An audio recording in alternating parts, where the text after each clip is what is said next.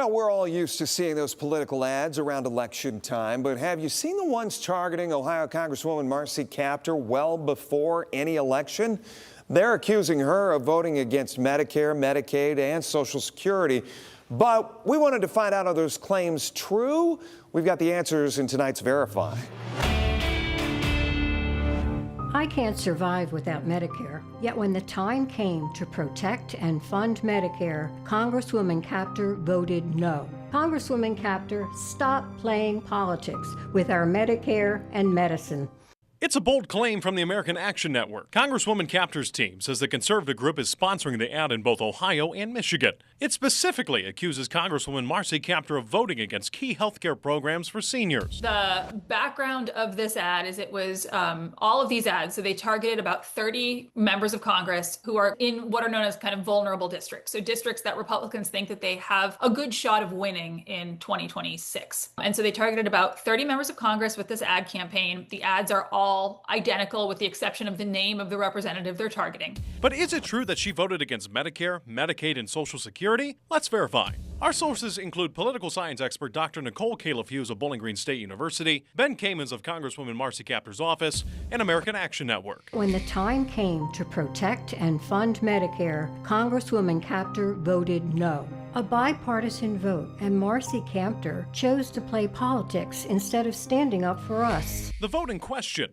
a continuing resolution from earlier this year, a stopgap funding measure used to keep the government running. What happened is Democrats in Congress wanted Congress to essentially remind the executive branch, and specifically President Trump, that he shouldn't be reallocating congressionally appropriated funds. Republicans in Congress didn't want to do that. The Democrats voted no on the continuing resolution, knowing it was still going to pass because they're in the minority anyway, but it was essentially like a position-taking bill saying you aren't. Kaptur and other Democrats opposed the resolution, not because of Medicare or Medicaid, but to protest what they saw as the executive branch overstepping congressional control of federal funding.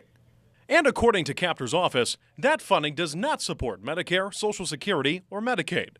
As for the Biden pill penalty mentioned in the ad, that's a nickname used by critics of a provision in the Inflation Reduction Act. It allows Medicare to negotiate drug prices, a movement to lower prescription costs for consumers. So it wasn't necessarily that these 30 Democrats, including Marcy Kaptur and including another member of Congress from Ohio who represents parts of Akron, it isn't necessarily saying that they specifically voted against Medicare, Medicaid, Social Security. They voted against funding the continuing resolution, as all Democrats did, because they thought it didn't go far enough to exert congressional control over the executive branch.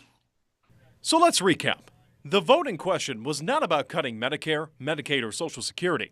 Kaptur has consistently voted in favor of protecting and funding those programs, and the ads claim it's not accurate. And so then if you're like, I wonder who this group supports, then you have to do the extra step of going kind of beyond and looking up that group.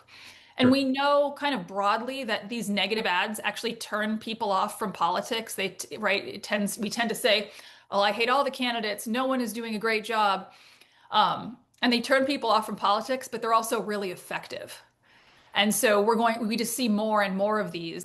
So we can verify, no, Congresswoman Kaptur did not vote against Medicare or Medicaid. The ad is based on a vote taken out of context, and experts say it's part of a broader strategy to influence vulnerable districts early. With your Verify, I'm Steve Iwanek.